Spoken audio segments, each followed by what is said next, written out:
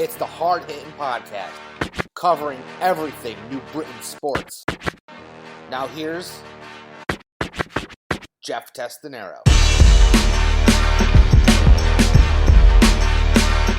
Welcome to this episode of the Hard Hitting Podcast, part of the Hardware City Sports Network. I am Jeff Testanero, and I would like to invite you to share this podcast. Share on YouTube, share on your socials. Like, subscribe. We're on every single podcast platform on planet Earth.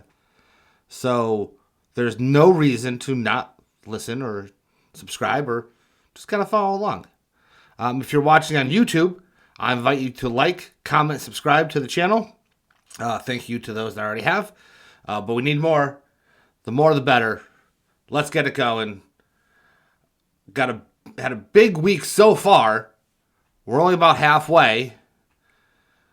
Big news sports news week in the city of New Britain.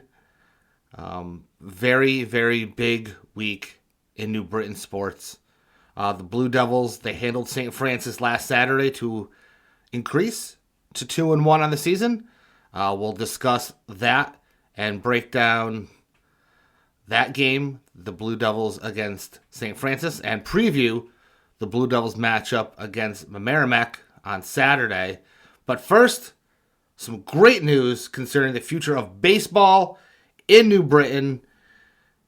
I'm sure, as you know, if you don't know, I'm going to tell you, New Britain is a baseball city. New Britain has always been and will always be the capital of baseball in at least central and northern Connecticut. You know, Norwich, rich baseball history, big rivals of the Bees, the Sea Unicorns. Love to the Sea Unicorns. Hopefully you can get something going with the city of Norwich and baseball can also live there. But it was announced on Tuesday that the New Britain Bees and the city of New Britain have signed a new 5-year deal securing the future of baseball in New Britain. The Bees will stay at New Britain Stadium, Beehive Stadium, if you will, for at least 5 more years, barring some massive catastrophe.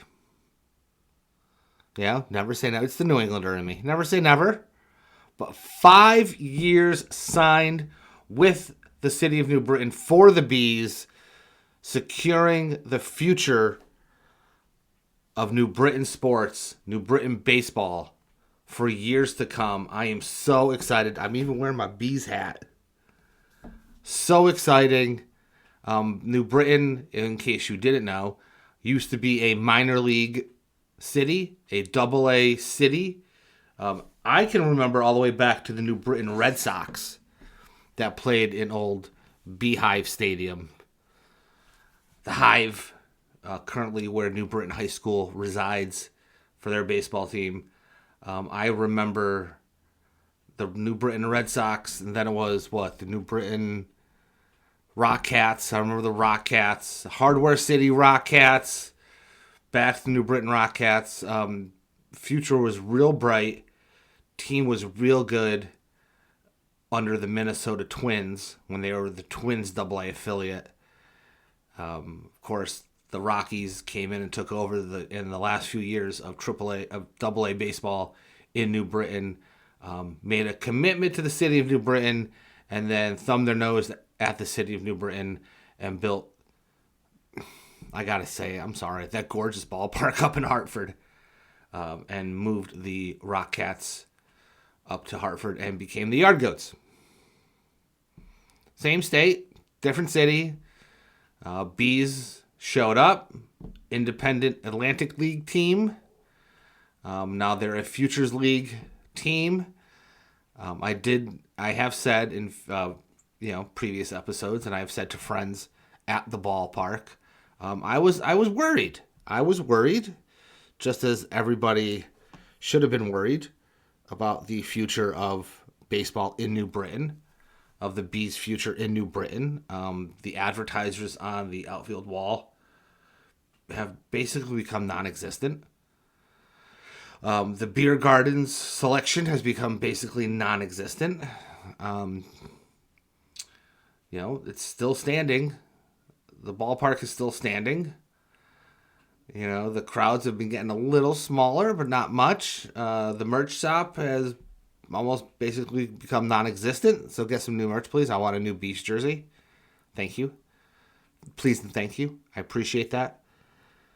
So I, for one, as a fan of the New Britain Bees, had been getting really worried about the future of Bees baseball in New Britain. I knew the lease was coming up. And all those factors just pointed to,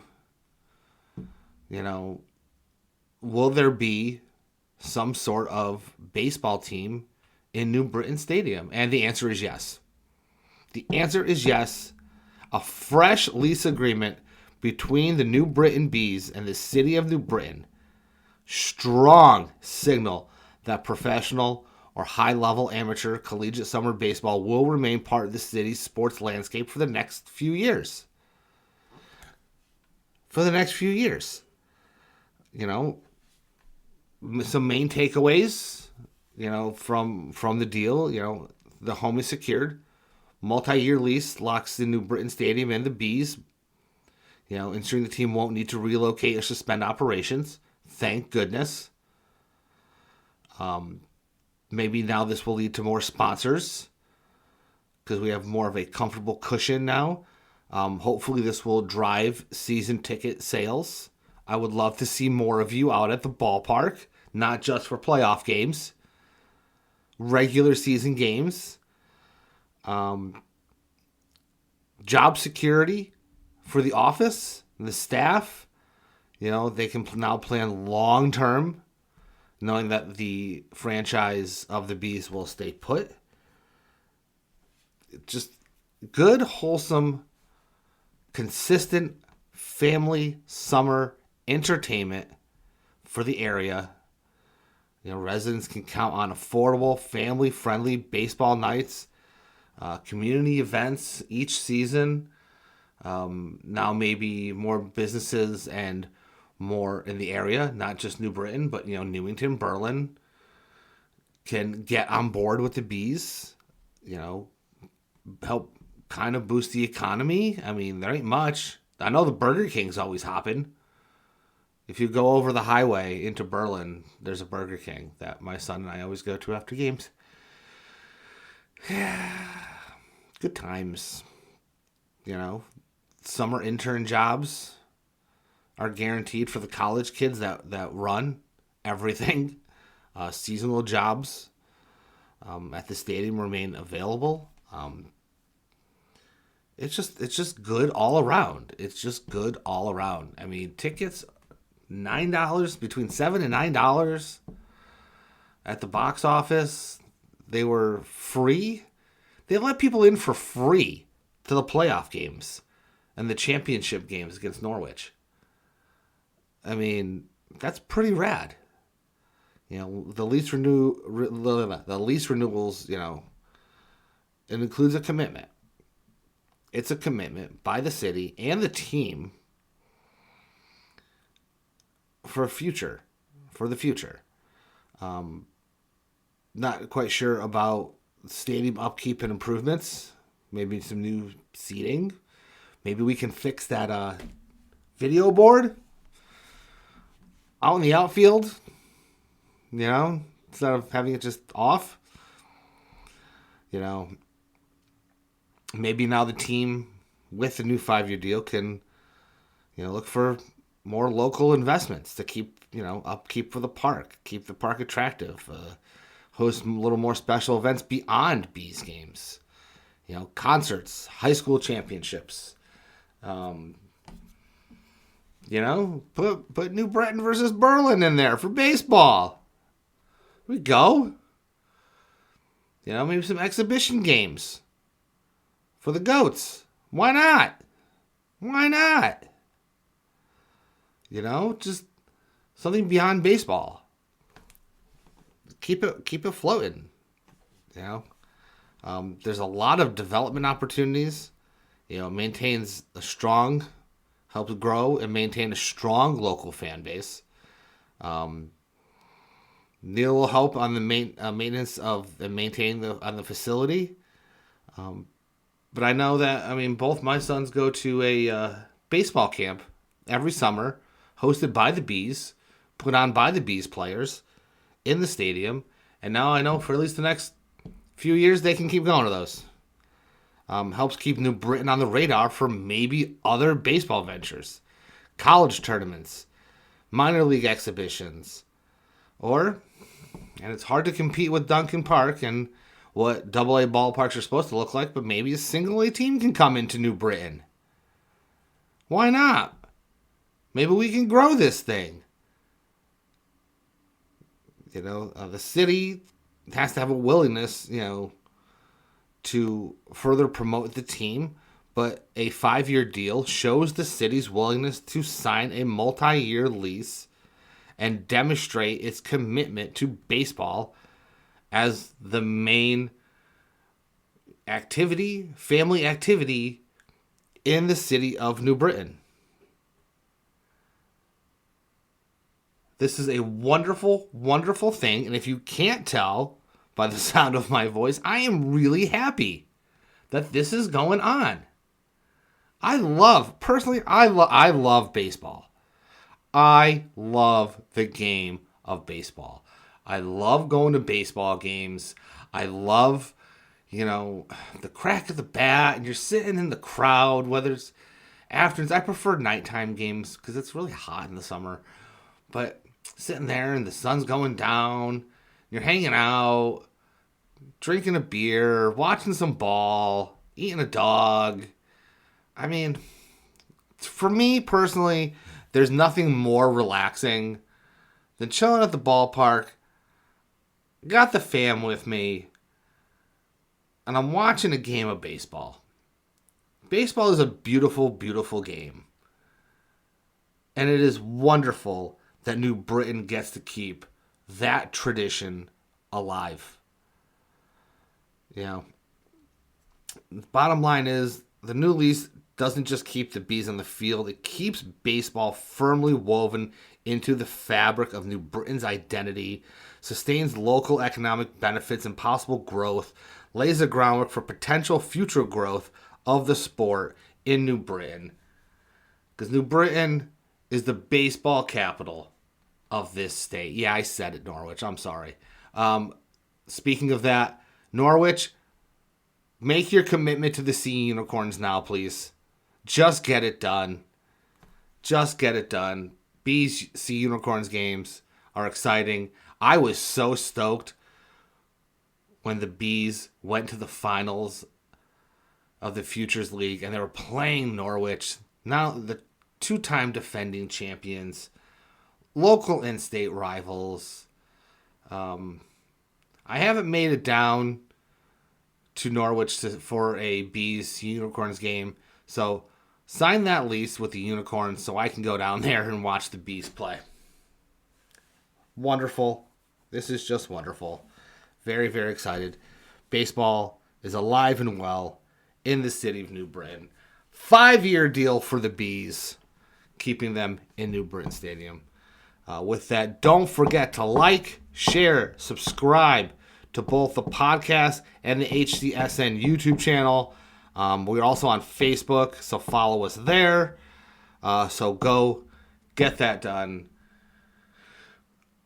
Let's transition now to some CCSU football. Central 31, St. Francis out in Pennsylvania 7. Absolutely great. 31-7, Blue Devils. There's some major turning points and takeaways. Big momentum shift came in the third quarter after the 98-yard drive by St. Francis to tie. CCSU responded with a touchdown and then another before the quarter ended, which pretty much ended the game between the Blue Devils and St. Francis. 5 turnovers by St. Francis. 5 turnovers. So the CCSU defense was stellar. It was great. And I'm sorry. I know you tied the game in the third, but the Blue Devils came down and they broke your back with a touchdown, 2 touchdowns in the third to kind of put it out of reach. But you lost the game after at least 2 turnovers. You can't commit. You really can't commit. I want to say, I might be stingy on this one, 2 or more turnovers and expect to win a football game. It just can't happen. It's nearly impossible to come back from that kind of performance. I know it looked like St. Francis could have, but you can't. I'm sorry. The Blue Devils converted multiple turnovers into points. When the team turns turnovers into points, you might just kiss it goodbye. Defensive takeaway margin, 100% decided this game. The Blue Devils had a balanced attack, effective passing. They closed the running game in the red zone. Great execution. In contrast, stark contrast to the struggling St. Francis offense and defense. Made a few big plays, but nothing came of it. Now CCSU opens conference play strong, 1-0 in the NEC, continuing momentum as the defending NEC champions. Looking good, got a little confidence. 2 in a row, 1-0 now in your conference. You really can't beat that. You really, really can't beat that. For St. Francis, the loss underscores challenges, turnover margin, depth, consistent offensive production. Also noted in multiple reports, this is expected to be their final season as a full NEC division member before transitioning down to a Division III school. So St. Francis calling it a day, and they're going to downgrade after the season to a Division III. Do what you got to do, I guess. I mean, I don't know. It's kind of giving up on, if you ask me, but whatever. This Saturday, the Blue Devils take on Merrimack. Central Connecticut, again, coming off a 2-1 record. 1-0 in the NEC. Merrimack are 1-2 as of now. And they're competing as FCS Independents. So this is not a conference game for the Blue Devils. The last matchup between these two teams was November 11th, 2023, where Merrimack beat CCSU 35-24. So the Blue Devils looking for a little bit of revenge. A little bit of revenge for that loss. So, yeah, don't want to go 2-2. Go 3-1. 3-1, Blue Devils. There's a lot of strengths. Good recent momentum in conference play for the defending NEC champion Blue Devils. The Blue Devils offense showing capability, especially through their passing and receiving core. Players like Brady Olson and key receivers and rushers are making impacts. Defensive side has potential if they force more turnovers like they did against St. Francis. And they limit some big plays. Convert those turnovers into points.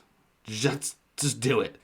If you're going to make the turnover, you're going to force a turnover, you might as well convert it. It doesn't matter if it's 6, 7, or 3. Just do it. Get something on that board. Hate to go back to week 1 and the humbling experience the Blue Devils faced against the Yukon Huskies.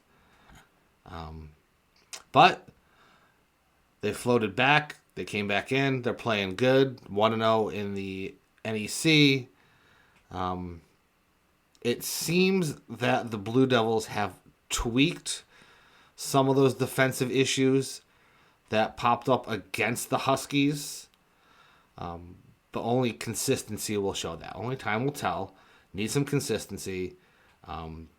Offense needs consistency, turning drives into points, especially in the second and third quarter where the Blue Devils seem to get a little watered down and lackadaisical. Seemed to start strong, but they did it against St. Francis in the third, scoring 2. Merrimack's strengths is a balanced offense with some playmakers. The quarterback is good, showing some ability passing and rushing. Got some wide receivers who can stretch the field. Special team has good moments from a Merrimack. Some challenges are the passing game that can be inconsistent and turnovers. So maybe the defense can force some of those, and the Blue Devils offense can swing that in their favor. Some key matchups for this Saturday's game. How Brady Olson fares against the Merrimack's defensive backs is super duper important. If CCSU can complete passes and avoid big mistakes, they gotta keep these drives alive. They gotta keep the drives alive. Now, if the Merrimack can establish the run and sustain drives, keeping Olson and the offense off the field for the Blue Devils, control the game, try to exploit some potential Blue Devil weakness on defense. If you ask me, this is going to come down to a defensive battle. Who can keep the other offense off the field? Who can really just drop the offense on their head? You know, the Blue Devils, if they play like they played against St. Francis, this shouldn't be a problem. But they got to play like they played. St. Francis not strong. Again, they're going to drop to D3 after the season. But a little confidence in the defense. You know, whoever wins the turnover battle will win this game. I personally expect a close to moderately competitive game. They are in New Britain, so the Blue Devils have home field advantage. They have some conference play rhythm now. They have some motivation and some drive on both sides of the ball. They did bounce back well from that shellacking from the Yukon Huskies. If they can play some high-powered, fast-moving offense, they'll be good. Merrimack has got to try to slow the game down against the Blue Devils. If Merrimack can slow the game down, they got a better chance to pull out a win in New Britain on Saturday. Now, if I had to guess, it's going to sound like a homer pick, but I'm doing it. CCSU will pull it out by a touchdown or so. 1 or 2 touchdown game. I'm calling it now, between 7 and 14 point win for the Blue Devils. CCSU hockey starting in a few weeks. That's exciting. You got some girls soccer, got some men's soccer going on also this coming weekend. So there's that. If you get a chance, head on over to the campus and watch the Blue Devils take on Merrimack this Saturday. Other than that, I thank you for joining me today. And don't forget to like, share, subscribe, and comment. Get this pushed upwards and onwards. So, for the Hard Hitting Podcast, I'm Jeff Testanero. Enjoy your day. The Hard Hitting Podcast is a member of the Hardware City Sports Network.